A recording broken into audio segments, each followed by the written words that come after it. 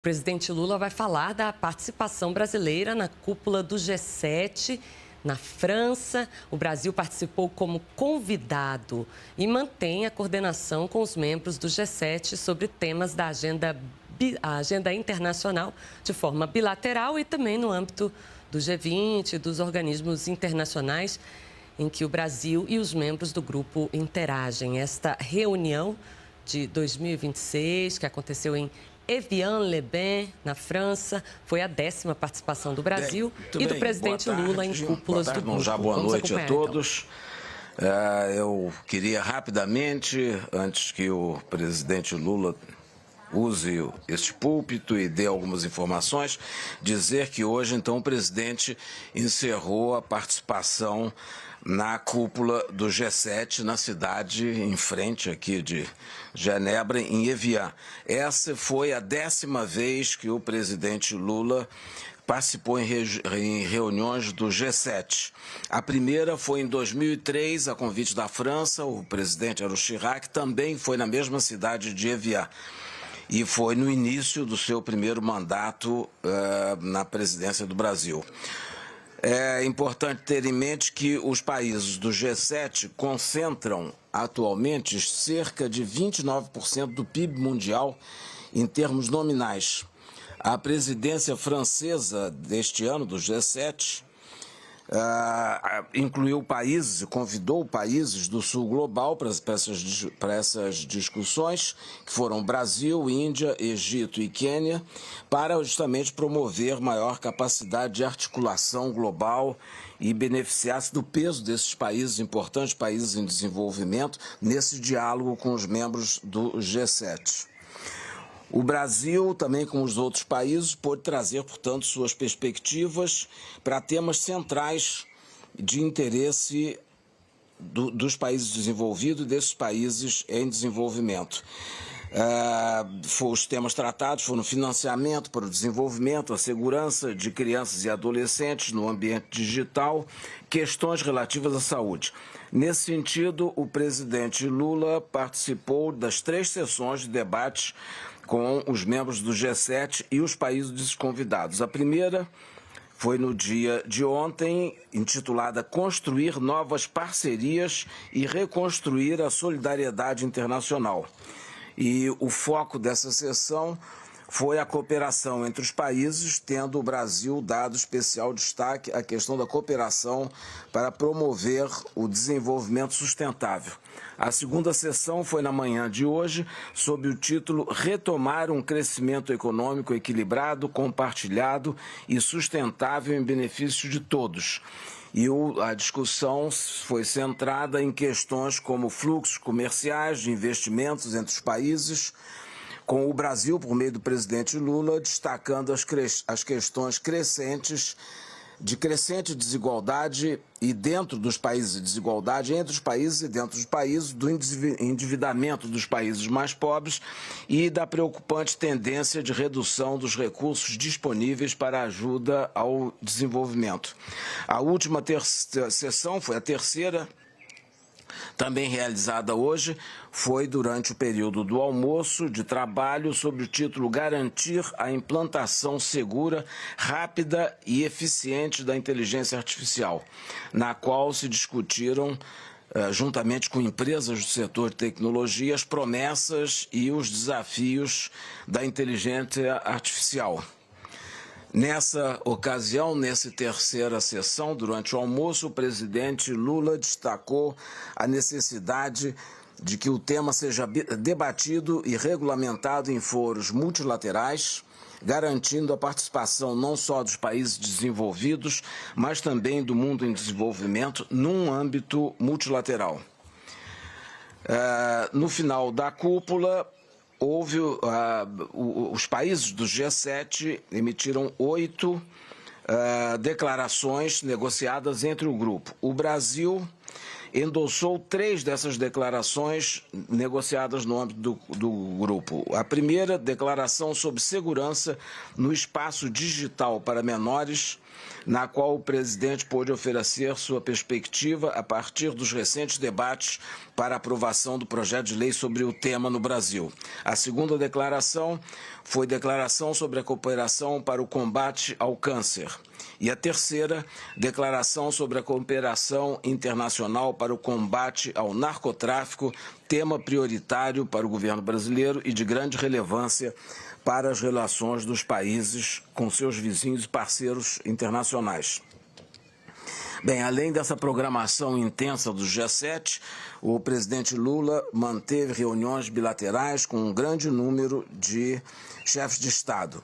Ele começou com uma reunião com o presidente da Confederação Suíça, Guy Parmelin, logo na chegada a Genebra. Esteve também numa reunião bilateral com o presidente da França, Emmanuel Macron, anfitrião da reunião, com o presidente do Egito na tarde de hoje e também com o presidente da Ucrânia, presidente Zelensky. A respeito da Ucrânia, gostaria de mencionar que eu também mantive uma reunião bilateral no dia de ontem com o chanceler Andriy Sybiha, preparando justamente esse encontro dos chefes de Estado. Tem especial destaque para o encontro que o presidente Lula manteve com a primeira-ministra do Japão, Takaichi, na qual foi anunciado que serão lançadas as negociações entre o Japão e o Mercosul na próxima cúpula do Mercosul, será no dia 30 de junho em Assunção, no final desse mês, anunciando o início das negociações entre o Mercosul e o Japão. E também ressalto que o presidente teve o encontro com a presidente da Comissão Europeia, Ursula von der Leyen, e com o presidente do Conselho Europeu, Antônio Costa, na ocasião em que se discutiu as questões relativas à entrada em vigor do acordo Mercosul-União Europeia e a relação dos dois blocos. Com relação ainda à questão o encontro com o presidente da Suíça, eu gostaria de dizer que foi abordada a questão da aprovação do acordo EFTA, European Free Trade Association, com o Mercosul, que no Brasil foi, semana passada, aprovado na Câmara dos Deputados, está agora também num ritmo muito rápido e avançado, em discussão no Senado Federal. E na tarde de hoje, enquanto o presidente viajava de Evian para Genebra, o Legislativo suíço aprovou o acordo, por grande maioria, o acordo EFTA-Mercosul. É uma notícia, sem dúvida, auspiciosa. E com relação a este tema, é importante dizer que o presidente da Confederação Suíça foi portador de informações que o presidente Lula deu sobre a questão do desmatamento, que era o ponto, talvez, de maior críticas e posições contrárias de alguns membros do Legislativo. E esses números são interessantes, são importantíssimos e chamam a atenção pelo grande resultado. Com relação, só para citar alguns, na questão da Amazônia Legal e o desmatamento cresceu. Com relação a 2022, o desmatamento foi reduzido com relação a 2022 em 50%. E o desmatamento em alguns biomas, como na Amazônia especificamente, acumulado de 1º de agosto de 25 até maio de 26, caiu em 38,5%. Se tomado de maio de 25 a maio de 26, foi de 61,5%. Em outro bioma, que é o Cerrado, esses números são também muito significativos. No acumulado de agosto do ano passado a maio deste ano, a queda foi de 8,5%, e também no acumulado de maio do ano passado, esse maio foi de 12%. As áreas queimadas, a área de queimada no Brasil foi reduzida em 32,6% em 2025. Esses números que foram passados pelo presidente ao presidente da Confederação Suíça, que os usou no debate de aprovação no Legislativo Suíço e, sem dúvida nenhuma, acho que afastaram qualquer dúvida que pudesse pairar sobre o tema. Portanto, eu agradeço a atenção, presidente, terminei essa apresentação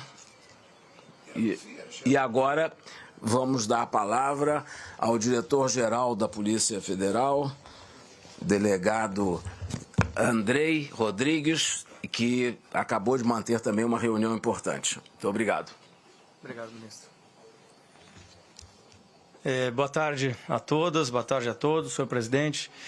Nós, de fato, acabamos agora há pouco, há instantes, uma reunião importantíssima com o staff da Interpol, especialmente com o secretário-geral, um brasileiro, o delegado da Polícia Federal, doutor Valdeci Urquiza, onde demos mais alguns passos no nosso trabalho de cooperação e dentro do esforço multilateral, presidente, de cooperação com os 196 países que compõem a Interpol.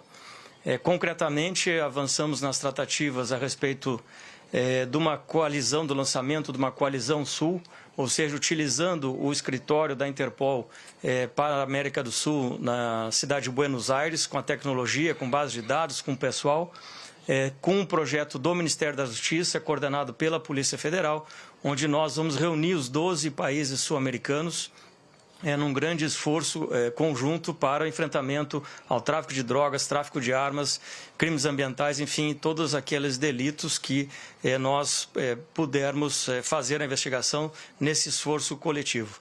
Tratamos também de uma novidade da Interpol, que é a difusão prateada, né? Todos conhecemos a difusão vermelha da Interpol, que é para a busca de foragidos, e agora o novo projeto da Interpol sobre a difusão prateada, talvez o doutor Urquiza possa detalhar, que busca, na verdade, a recuperação de ativos. Um grande esforço das agências de segurança do mundo inteiro é enfrentar o poder econômico do crime organizado, e isso, presidente, a Polícia Federal Brasileira tem feito com muita intensidade. Ano passado retiramos mais de 10 bilhões de reais do crime organizado, e agora com essa nova iniciativa e essa parceria não só do Brasil, mas de todos os países com a Interpol, vai ser possível ampliar essa capacidade operacional e alcançar patrimônios ocultos no mundo inteiro. Então, acho que é uma grande iniciativa que nós temos. E ainda com a Interpol, estamos já em tratativas com o sistema financeiro, com a FEBRABAN e outras instituições financeiras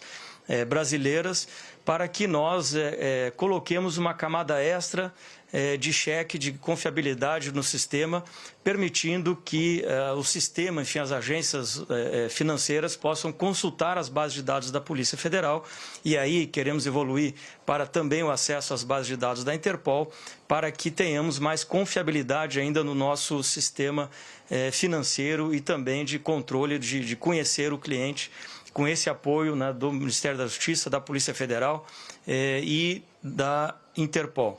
Tratamos aqui também, né, aqui na Suíça, a respeito da instalação da adjudância da Polícia Federal na Suíça. Tivemos uma reunião importante com o presidente suíço, com o seu time das relações exteriores, e que acenaram positivamente a isso. Já há um decreto do presidente regulamentando essa posição aqui, e nós, especialmente aqui na Suíça, nos próximos meses, seguramente esse ano ainda, teremos aqui um adido policial adjunto, ampliando essa cooperação que temos com a Europa, essa cooperação bilateral, além das multilaterais que já temos. Em relação também ao G7, eu acho que o ministro Mauro falou de duas declarações importantes aqui, sobre, né, de várias, mas de duas que impactam a questão da Polícia Federal, da segurança pública. Em relação à segurança digital, especialmente proteção de crianças e adolescentes, onde o Brasil, né, graças ao ECA Digital e à determinação do presidente e às capacidades ampliadas da Polícia Federal, já lançamos, inclusive a semana passada em reunião também com o sistema financeiro, um grande centro de segurança cibernética, uma que nós estamos chamando da Força Integrada de Combate ao Crime Organizado Cyber, uma Cyberfico, onde nós também vamos poder receber todos os dados e ali fazer o tratamento e a difusão para o enfrentamento a essa modalidade delitiva e na proteção de crianças e adolescentes. E, por fim, em relação à declaração também de crime organizado, onde o Brasil já tem um papel muito relevante nesse contexto, seja na integração doméstica com os 27 estados coordenados pela Polícia Federal nas Forças Integradas, seja na cooperação internacional por intermédio das nossas addanças, seja pela participação em organismos multilaterais como a Meripol, Europol e Interpol, e seja nessa cooperação bilateral também onde a gente atua muito fortemente. Então, acho que dialoga diretamente com essas declarações e, portanto, entendo muito produtiva, presidente, a nossa colaboração nessas pautas todas aqui da sua agenda. Obrigado. Por favor. Boa tarde a todos e a todas. Boa tarde, senhor presidente, uma vez mais.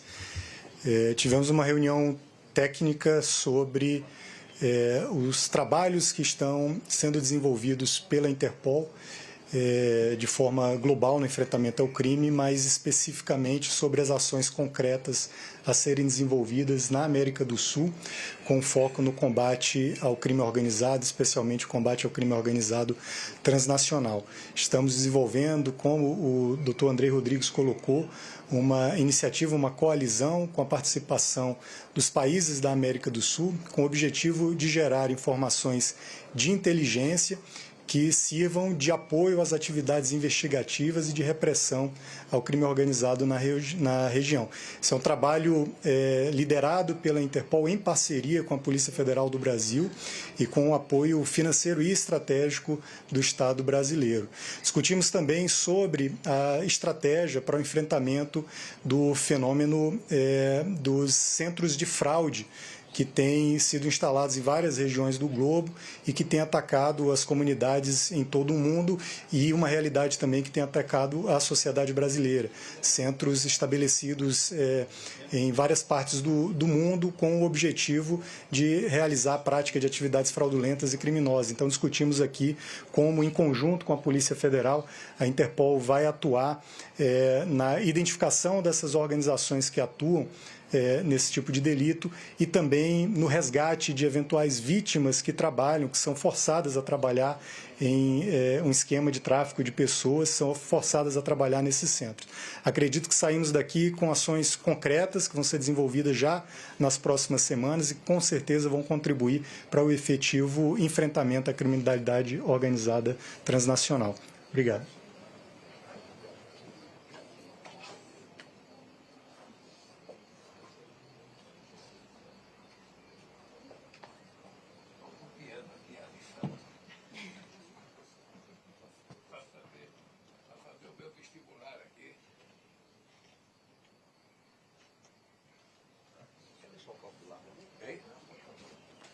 A gente poderia fazer um pacto aqui.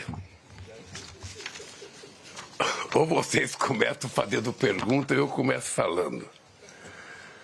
Tá? O que vocês acham melhor? Não, deixa eu só dizer uma coisa para vocês, para a gente discutir um pouco. Para mim, cada reunião do G7 é a oportunidade da gente discutir com os países desenvolvidos tanto o equilíbrio quanto o desequilíbrio na ordem política, econômica e social, levando em conta os avanços tecnológicos, levando em conta a discussão sobre inteligência artificial, levando em conta a necessidade de cada país. Bem, o que a gente nota nesse debate? A gente nota debate que está ficando quase que um samba de uma nota só. Porque quando os convidados chegam na reunião, o G7 já aprovou os seus documentos.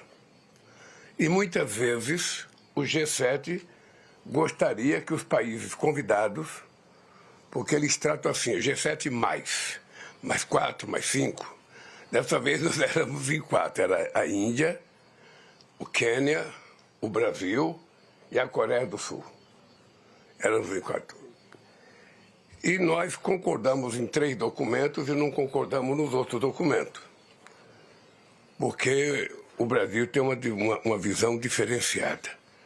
Quando nós vamos discutir a questão do desequilíbrio da política mundial, a gente volta ao debate que já faz uns 10 anos que está na moda. Sabe, a China, sabe, e os Estados Unidos. Ou seja, bom, é dado que nós não queremos uma guerra fria entre Estados Unidos e China, porque nós sabemos o resultado da Guerra Fria entre a União Soviética e os Estados Unidos, que durante tantos anos limitou o mundo a ficar dependente apenas de 2 posições. Nós defendemos que os Estados Unidos sejam os Estados Unidos, que a China seja a China e que nós sejamos nós. E que quanto mais negociação a gente fizer, melhor para todo mundo. Eu tenho lembrado as pessoas de que quando você faz uma discussão com a União Europeia e com os Estados Unidos, tem um foco na discussão que é muito contraditório com o foco dos países em desenvolvimento. Vale para todos os países da América Latina e vale para todos os países africanos. Ou seja, qual é o foco? Os Estados Unidos continua dizendo que é o país mais importante do mundo, que é o celeiro da economia mundial, que todo mundo depende dos Estados Unidos, e vai conversando aquilo que vocês sabem que o presidente Trump fala toda reunião. Do mesmo lado, a União Europeia se queixa muito da China, dizendo que a China está ocupando o mercado europeu com os seus produtos e que a China vende mais barato e que é muito difícil competir e que é uma competição desigual. Do nosso lado, é muito engraçado porque nós não queremos entrar na briga dos dois. Ou seja, para nós, a China é importante.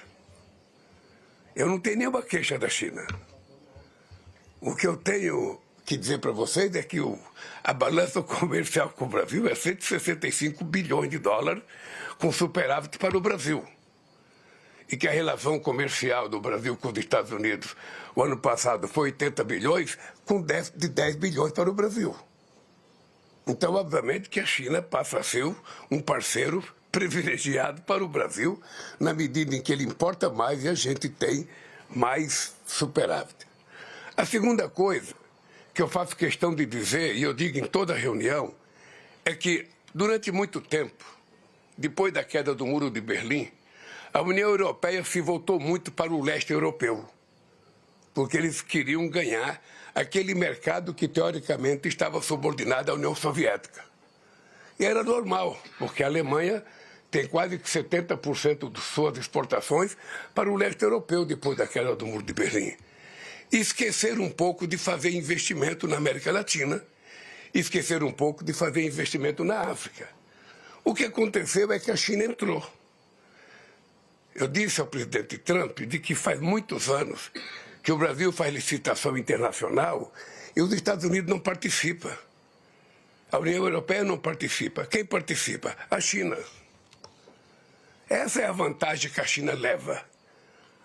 A China ocupou um espaço que estava vazio pela ausência dos europeus e pela ausência dos americanos.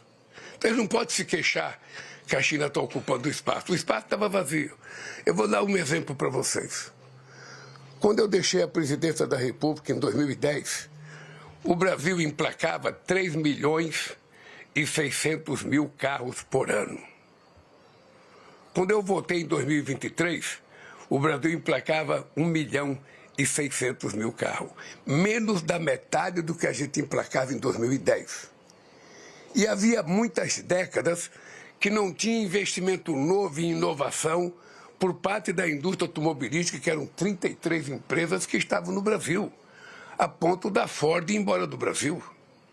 O que aconteceu? Quando a China vem com a Biadil fazer investimento na Bahia, imediatamente as indústrias brasileiras anunciaram para mim o investimento até 2030 de 190 bilhões de reais. Coisa que não faziam há muitos anos, Isso é a demonstração de que a concorrência, sabe, a participação da China, ela tem mobilizado as pessoas a participar. Olha, ninguém tem culpa que a China tenha se preparado melhor do que os outros sobre a questão dos minerais críticos e das terras raras. Isso virou uma preocupação do mundo, mas é vantagem da China, como os Estados Unidos têm vantagem em outras coisas. Então, o que nós queremos enquanto Brasil, enquanto América Latina e Terceiro Mundo, sabe, sobretudo os países africanos, é que quanto mais países estiverem interessados em fazer investimento nos nossos países, em comprar os nossos produtos e estarem dispostos a contribuírem, participando da exploração e da industrialização e do enriquecimento da terra rara de minerais críticos, desde que seja dentro do nosso país, seja bem-vindo. Nós não queremos repetir o ciclo do ouro, em que tudo embora a gente ficava com nada. Mesmo o ciclo do minério do ferro, em que a gente exporta tudo e foi pouca industrialização no Brasil. Então não adianta a gente reclamar que a China produz, sabe, 1 bilhão de toneladas de aço. Não adianta reclamar. A gente poderia estar produzindo mais se a gente tivesse feito o processo de industrialização no Brasil. Não fizemos por quê? Porque a cabeça dos empresários que exploram minério no Brasil é de que não era prudente concorrer com seus clientes. Então nós ficamos para trás. Então, isso é dito com toda clareza para eles. Sabe, nós estamos sendo vítima do esquecimento que vocês tiveram para a África e para a América Latina, e esse vazio permitiu que os chineses entraram. O chinês faz estrada na África de boa qualidade, faz investimento na África. Além do que, os investimentos que os bancos, sabe, tanto o Banco dos BRICS, quanto o FMI, quanto o Banco do BRICS, não, o Banco Mundial e o FMI fazem, sabe, para a África, os africanos pagam 4 vezes mais juros do que os bancos, sabe, do que os países ricos. Então, hoje, muitos países africanos juntos pagam mais juros do que o que eles têm para investir em educação e na saúde. Ou seja, ou os países ricos compreendem que tem que mudar de comportamento. E como eu não quero dizer para nenhum país, eu não quero dizer que os americanos precisam diminuir a qualidade de vida do povo americano, que os europeus querem diminuir a qualidade de vida deles. Isso é inaceitável para qualquer pessoa, até para nós, diminuir o padrão de vida que nós temos. Mas também é inaceitável que os que são pobres nasceram para ficar pobres. O que eu disse aos países ricos? Eu disse que era importante que eles percebessem que para o empresário fazer investimento na África ou na América Latina, os países têm que oferecer algumas vantagens. O que quer o empresário para investir num país qualquer?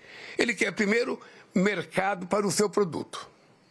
Se não tiver mercado, ele não vai. Se não tiver mercado interno, ele quer produzir para exportação. Para exportar, nós temos que oferecer o quê? Mão de obra qualificada, infraestrutura na área de energia e na área de transporte, seja marítimo, ferroviário ou rodoviário. Sem essas coisas, ninguém vai investir em nenhum país. Então é importante que os países ricos tomem como decisão uma coisa sagrada. Eles precisam saber que eles precisam criar novos consumidores. Novos consumidores. Sabe? Eles têm que entender que eles precisam criar novos consumidores. Aonde é que estão os novos consumidores? 1 bilhão e 400 milhões de pessoas na Índia, não sei quantos bilhões na China, sabe? 900 milhões de habitantes na África, 400 e poucos milhões de habitantes na América Latina, sabe? Com amplo poder, sabe? De pessoas que querem ser consumidores. Para ser consumidores tem que ter investimento, tem que ter emprego, tem que ter salário. É simples assim. Não precisa ter pós-graduação em economia em Harvard. É apenas ter bom senso geográfico. E saber que para a economia crescer, nós precisamos aumentar o número de consumidores, procurar consumidores e fazer com que eles virem consumidores. É simples. tá? Para tentar acabar com essa discussão entre China e Estados Unidos. Ou seja, o mundo precisa crescer para que a economia volte a crescer. Não adianta crescer só para a Alemanha, crescer só para os Estados Unidos, crescer só para a França. Não. É preciso, sem diminuir o padrão de vida deles, crescer para outros países, para que eles possam vender, inclusive, os seus produtos de maior qualificação, sabe, de maior valor agregado. Bem, essa é uma discussão que eu fiz questão de deixar claro na minha intervenção lá. É preciso vocês compreenderem, sabe, que vocês precisam do que os novos consumidores está fora do país de vocês, os novos consumidores. Então façam investimentos. A segunda coisa que eu disse é que o mundo, ano passado, investiu 3 trilhões de dólares em guerras, em armas de guerra. E nem 10% disso para acabar com a fome, para acabar com o analfabetismo e para desenvolver os países. Obviamente que tem um vazio, sabe, nessa compreensão, sabe, daqueles que querem promover guerra. Então é preciso fazer com que haja paz, porque a Europa, a União Europeia aumentou o seu orçamento para a arma, o Reino Unido aumentou o seu financiamento para a arma, sabe? Vários países que não pensavam sequer em comprar arma estão fazendo investimentos.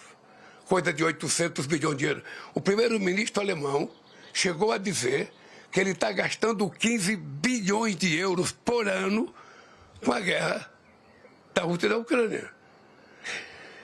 Esse dinheiro poderia ser investido na América Latina. Não vou nem dizer para o Brasil, mas ser investido na América Latina, na África, para desenvolver os países. Bem, essa foi uma coisa muito importante. Aí nós entramos na questão digital. Na questão digital, tem uma coisa séria que é o seguinte. Primeiro, eu fiz questão de dizer para eles duas coisas importantes que o Brasil fez. A proibição de telefone nas escolas e, segundo, o ECA Digital, que é a regulação digital mais importante feita no mundo para jovens e adolescentes. Tá? É a regulação mais importante até agora feita pelo planeta Terra e eu queria que eles conhecessem. Depois eu fiz 3 perguntas para eles, porque estavam todos os empresários que vocês possam imaginar, todos jovens, muito bem sucedidos, donos das plataformas de inteligência artificial. A primeira pergunta que eu vi para ele foi o seguinte: até que ponto e até quando a inteligência humana vai controlar a inteligência artificial? Qual será o momento que a inteligência artificial gritará independência e não precisar mais de ser humano? E que perigo ocorrerá no mundo quando isso acontecer? Poderia parecer uma coisa de ficção, mas é uma coisa que está muito próximo de acontecer. A segunda pergunta que eu fiz é o seguinte: se todo mundo fala que a inteligência artificial vai servir para fazer um monte de coisa, eu conheço, sabe, inteligência artificial na área da saúde, na área da educação, na área da indústria, muito maravilhoso. Agora, quem vai gerar empregos para o chamado mercado dos inúteis que vai acontecer na humanidade? Aqueles que não sabem viver no mundo digital. Aí é preciso que o Estado assuma a responsabilidade que vai sobrar para o Estado. E aí, de vez em quando, aparece um discurso dizendo que não é preciso envolver a iniciativa privada no desenvolvimento. A iniciativa privada, ela quer lucro. E ela faz onde é lucro. Ela não vai gerar emprego. Ninguém vai fazer inteligência artificial imaginando gerar mais emprego, contratar mais gente. É a mesma coisa quando a empresa investir em automação. Sabe? Ela nunca colocou, sabe, investimento em automação para gerar mais emprego, para gerar mais macacão. Não, era para diminuir o número de trabalhadores. Era para aumentar a rentabilidade dela. A inteligência artificial vai servir para isso. Ela vai ser ótima para um lado. Eu conheço alguma coisa na área da saúde, mas ela vai deixar alguns milhões de pessoas desempregadas. Eu quero saber se os estados estão preparados para assumir a responsabilidade de quem vai cuidar desse povo. porque nós vamos ter um exército excluído. Aliás, foi engraçado porque isso foi dito pela diretora-geral do FMI. Ela fez questão de dizer que vai ser muito bom para a economia e vai ter muito ruim para os trabalhadores que vão ficar desempregados. A outra coisa que eu perguntei para eles, como é que vai ficar os países? Porque até um ano atrás se vendia com muita facilidade a inteligência artificial, a necessidade de data center, que era o novo modelo da humanidade, mas não se falava do preço da energia e do consumo de energia. Agora é que se começa a falar que para você ter um data center, para produzir inteligência artificial, você tem que ter muita capacidade energética e, de preferência, energia renovável. Quem é que tem?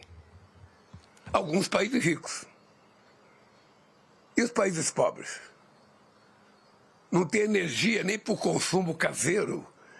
Como é que vai investir dinheiro para fazer data center? Para tomar conta de que dados? Se as empresas privadas vão para os países gastar a energia deles, quem é que vai ser responsável pelo banco de dados de cada país? Então, são problemas que se apresentam e que nós ainda não temos solução. Eu perguntei para os empresários desses países uma coisa muito simples. Eu quero saber qual é o pensamento de vocês sobre essa questão desse mundo digital. Se para vocês o crime digital pode ser tratado como o crime da vida real. Ou seja, uma agressão na vida real tem o Código Penal e tem a punição. Isso vale no mundo digital? Uma violência contra um jovem no mundo real dá cadeia. Uma mentira no mundo digital vai dar cadeia? Ninguém tem resposta para isso ainda. Ninguém tem resposta, porque a resposta não é econômica, a resposta é política. Quem tem que dar a resposta são os presidentes dos países, os primeiros ministros. Não é nem os donos dos bancos, não é nem o sistema financeiro, são os políticos que têm que dar. Bem, isso foi a síntese da discussão que nós fizemos. Tá? Eu saio satisfeito porque sempre que eu posso eu faço questão de dizer aquilo que o Brasil pensa sobre as coisas. Depois tivemos uma conversa com Zelensky. Foi a melhor conversa que eu tive com Zelensky, porque eu já achava um ano atrás que essa guerra estava na hora de acabar. Porque essa guerra já não tem mais nenhuma novidade. Todo mundo sabe que está todo mundo cansado. Todo mundo sabe que os torcedores da Ucrânia já estão cansados, os torcedores do Putin já estão cansados, aqueles que financiavam já estão cansados, sabe? Então todo mundo quer que pare. Então quem é que pode fazer parar essa guerra? Sabe quem? Não tem um repórter que fala, sabe quem? Sabe quem? Os 5 membros dos países de segurança, os 5 membros que são do Comitê Permanente, sabe, do Comitê de Segurança da ONU.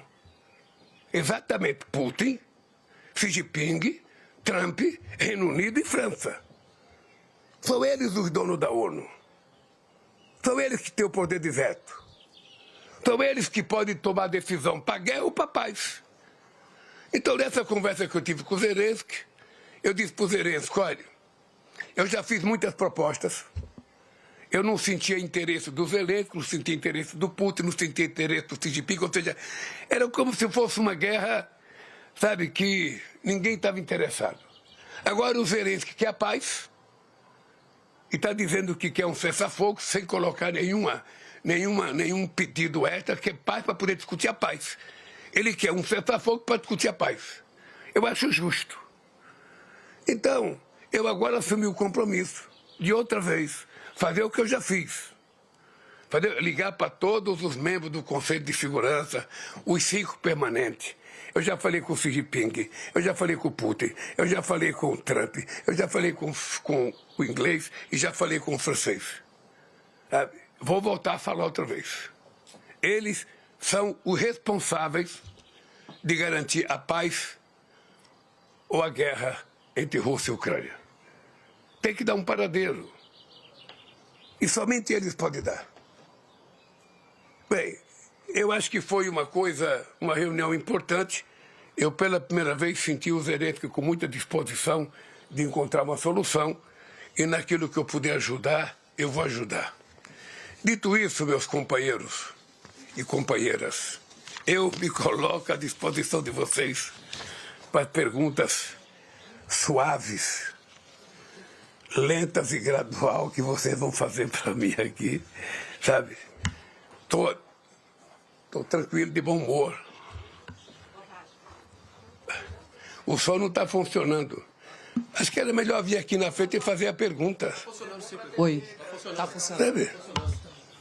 Precisa do microfone, vem aqui na frente e faz a pergunta. Pode fazer.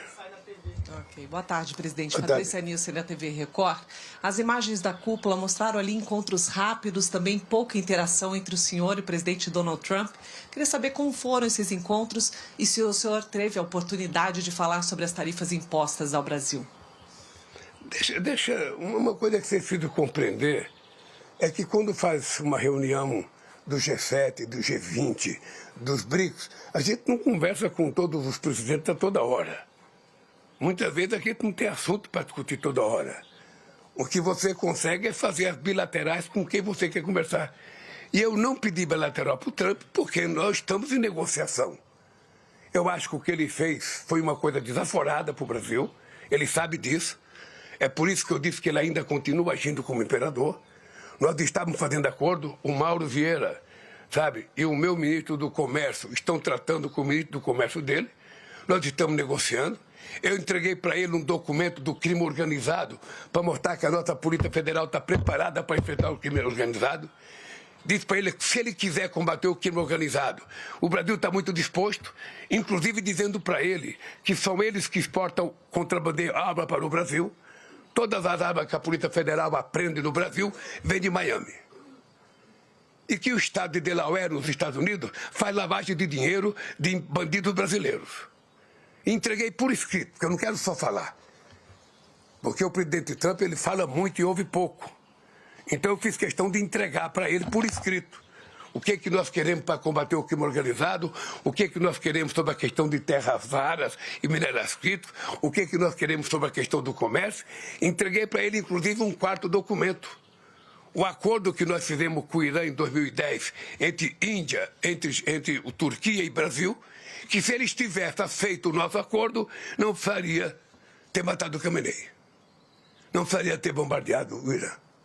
Então eu entreguei por escrito, porque agora, quando eu converso com uma pessoa que fala mais do que ouve, eu faço questão de entregar por escrito para as pessoas não esquecerem o que eu entreguei. E eu fiquei surpreso quando, a semana passada, recebo a notícia, sabe, da punição, inclusive colocando as facções criminosas, sabe, como terroristas. E eu tinha falado para ele, essas facções criminosas são terroristas para o povo brasileiro, para o povo das comunidades no Brasil. Não são terroristas como você pensa, eles não querem brigar e derrotar o Estado, eles não querem criar um outro Estado, eles querem dinheiro. Então é diferente. Mesmo assim, não o Trump, mas o Marco Rubio, sabe, anunciou isso. Então, obviamente, que eu não tinha o que conversar com ele. Eu não tinha por que pedir bilateral, nós estamos negociando. Hora que terminar a negociação, sabe, se não der em nada, eu não tenho nenhum problema de pegar o telefone, ligar para o Trump outra vez e marcar uma outra conversa.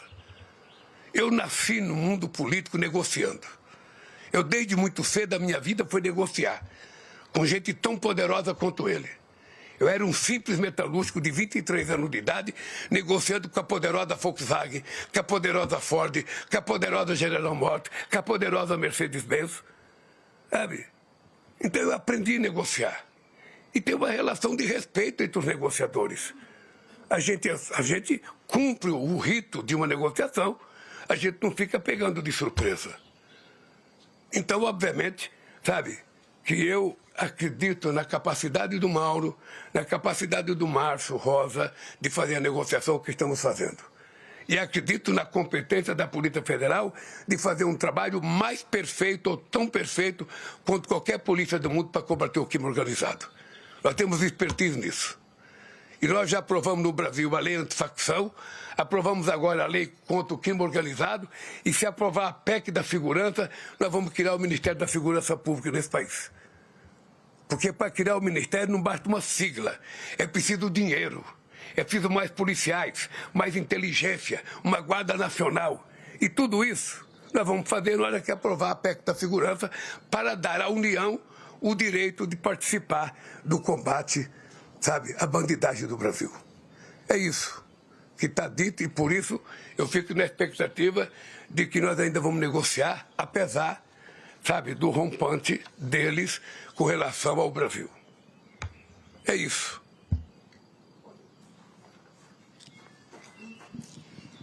Boa tarde, presidente. Muito obrigado pela oportunidade.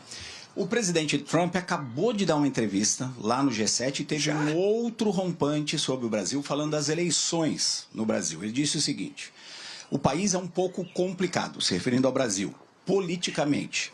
É um pouco perigoso politicamente, é desagradável. E aí ele continua: ouvi dizer que prenderam o Bolsonaro Júnior. Eles o prenderam ou querem prendê-lo porque ele está bem nas pesquisas. Talvez ele tenha feito alguma confusão. E aí ele faz uma outra observação.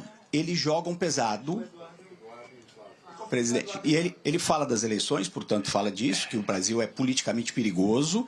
E depois ele fala uma outra frase que soa até um pouco como uma ameaça. Eles jogam pesado, mas ninguém joga mais pesado que os Estados Unidos. Eu queria a sua reação a esse comentário sobre a política brasileira e as eleições. Obrigado. Olha, eu acho que ele conhece pouco o Brasil. Se ele conhece o Brasil pela relação que ele tem com a família Bolsonaro, ele desconhece o Brasil. O Bolsonaro já está preso. O que nós achamos é que os bolsonaristas que estão nos Estados Unidos, que vai por alguns delegados da Polícia Federal, que estão lá como o Ramage, que vai pelo pessoal Cláudio Magro, sabe, da Refit, onde nós prendemos 250, e o endereço da casa que essas pessoas estão em Miami, que eles poderiam entregar para a gente isso. Quer combater o crime organizado? Entreguem os bandidos brasileiros para a gente poder prender. A Polícia Federal está ávida para ir lá. Até o Ramage já foi preso, mas eles soltaram. Então, deixa eu lhe falar uma coisa. Não tem país no mundo. E os Estados Unidos poderiam aprender com o Brasil de eleições mais tranquila, mais leve e menos conturbada.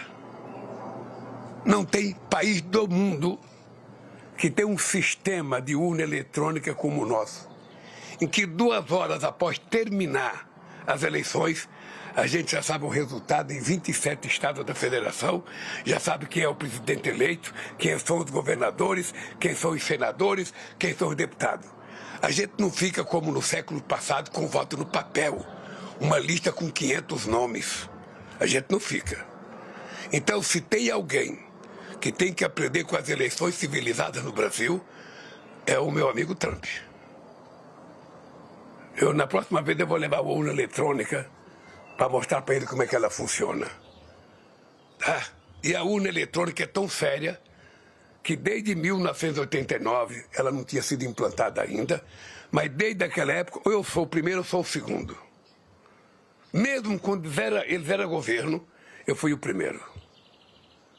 Então, veja, eu acho que ele tem direito de ter as preferências eleitorais dele, as preferências ideológicas deles. Eu só espero que ele não fira o código de ética entre as nações que querem ser respeitadas na sua soberania. Só espero isso. Para mim, ele pode continuar gostando do Bolsonaro, do pai, do filho, do neto, não tem nenhum problema. É um problema dele. Afinal de contas, gosto não se discute. Agora, não se meta nas eleições do Brasil, porque as eleições do Brasil é um problema do Brasil. Como as eleições americanas, é um problema deles, não é um problema meu. Então, a única coisa que eu quero é o respeito pelo Brasil que eu tenho pelos Estados Unidos. Só isso. Boa noite, presidente. Aqui é Fernanda Otero, da TV Fórum. Boa noite. Boa noite, já são quase 8 horas da noite, não parece, né? Em primeiro lugar, eu quero te cumprimentar por estar participando do G7 pela 10ª vez. É um orgulho para os brasileiros do mundo inteiro. E o senhor já falou um pouco, a minha pergunta já está parcialmente respondida, mas eu preciso fazer. Primeiro, eu queria a sua avaliação da cúpula quanto ao que foi decidido, em especial aos avanços para o direito da população de Gaza a existir, quanto à sua soberania. E eu também gostaria que o senhor comentasse uma fala do presidente Antônio Costa, do Conselho Europeu, que ele diz, abre aspas, é preciso ter um código da estrada para inteligência artificial. Será que a gente pode vislumbrar, depois dessa reunião do G7, que o senhor teve a oportunidade de se reunir com todos esses jovens bem-sucedidos, algum tipo de medida para dificultar o acesso para mais um trilionário no mundo, que está tão desigual e cheio de fome? Muito obrigada pela oportunidade. Olha, eu sinceramente acho que não é normal no planeta Terra, com quase 10 bilhões de habitantes, que um cidadão sozinho tenha acumulado mais riqueza do que 46% da população pobre do mundo. Não é normal. Quando a gente fala que a iniciativa privada tem que participar do processo, a melhor forma dela participar é a gente cobrar imposto de renda deles. Porque está provado que muita gente muito rica faz manobras e mais manobras para não pagar imposto de renda. Tem gente que até muda o endereço de fábrica do Brasil para um país. Isso não é normal. Isso não é normal. Ou seja, o mundo vai ter que aprender de que não é normal um cidadão sozinho ter mais dinheiro que 46% de quase 10 bilhões de habitantes. Isso é normal. E eu acho que essas plataformas, elas são úteis ao desenvolvimento do mundo, ao desenvolvimento do país. Mas é preciso que eles percebam que os benefícios têm que chegar para todos. Inclusive em forma monetária, porque todo mundo precisa trabalhar e ganhar um salário para virar consumidor. Essas empresas não podem pensar em que eles são donos da verdade, em que eles podem fazer o que eles quiserem, com quem quiserem, da forma que quiserem, destratar mulher, destratar criança, ofender mulher, sabe, violência pública contra a mulher e contra a criança, assédio sexual, incentivos à morte, como tem acontecido em muitas imagens, sabe, sem nenhuma punição. Por isso, os estados vão ter que ter responsabilidade e eu estou muito satisfeito com a aprovação da ECA Digital no Brasil. Estou muito feliz porque não é uma coisa produzida pelo governo brasileiro. É um documento que veio da sociedade civil, com a participação de muitas mães, para que a gente possa tentar resolver no Brasil uma coisa que o mundo rico ainda não resolveu. Então essas empresas têm que ter controle, têm que ter regulação. Sabe? Não tem outro jeito. Tem gente que não quer, tem. Como tem gente que não quer pagar imposto de renda, como tem gente que acha que a campanha eleitoral tem que ser feita na base da mentira. Tá cheio de gente que pensa diferente. Mas é importante que a gente construa aquilo que é aceitável, sabe, para a sociedade como um todo. O que é melhor para a sociedade no regime democrático? É que o teu direito termina quando começa o meu, sabe? E que os dois melhorando, vai melhorar o direito do terceiro. É isso que nós precisamos pensar no mundo. Eu estou muito tranquilo para fazer esse debate. E acho que o mundo terá que fazê-lo. Eu hoje, ao terminar a minha fala, disse ao presidente Trump, quer discutir a questão comercial com seriedade no mundo? Vamos discutir no G20. Vai ser nos Estados Unidos. Vai estar lá todo o G7. Vai estar lá o Xi Jinping. O Putin pode ser convidado, ele faz parte do G20. Vamos discutir com seriedade a questão mundial, a questão econômica. Vamos parar de querer adotar a supremacia de uma nação sobre a outra. Vamos tentar discutir o que é que nós queremos para o mundo. Eu tenho uma solução, eu tenho um problema com relação aos imigrantes. Eu gosto dos imigrantes, porque o Brasil foi descoberto por imigrantes.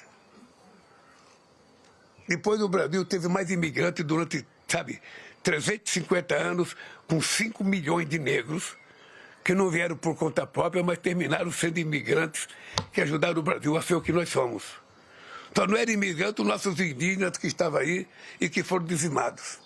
Depois nós trouxemos para cá árabes, alemães, os alemães de 1850, os italianos em 1875, os espanhóis um pouco depois, o Japão em 2008, ou seja, os árabes Sabe, o Brasil é um país de imigrantes que ajudou o Brasil a ser o que é.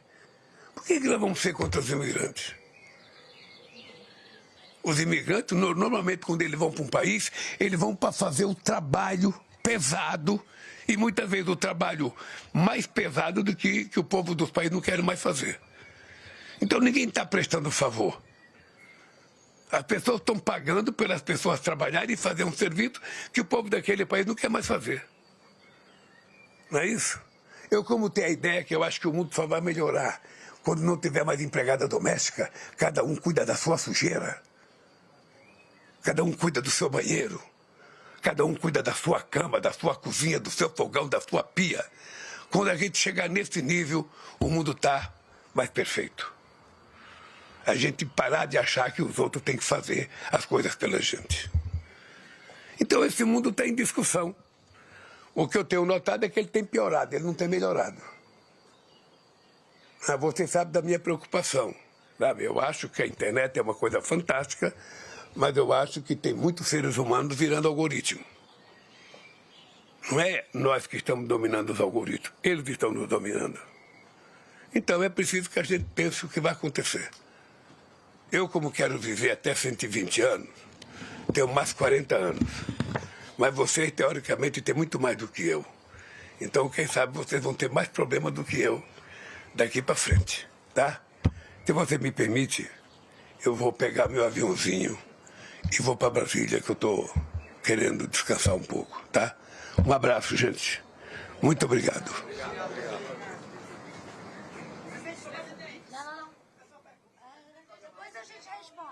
Ela responde por mim. Vamos lá. Nós acompanhamos a entrevista coletiva concedida pelo presidente Lula, que fez um balanço da participação do Brasil na cúpula do G7, que ocorreu em Evan-les-Bains, na França. O Brasil participou do encontro como convidado e mantém coordenação com os membros do G7 em temas importantes, como a agenda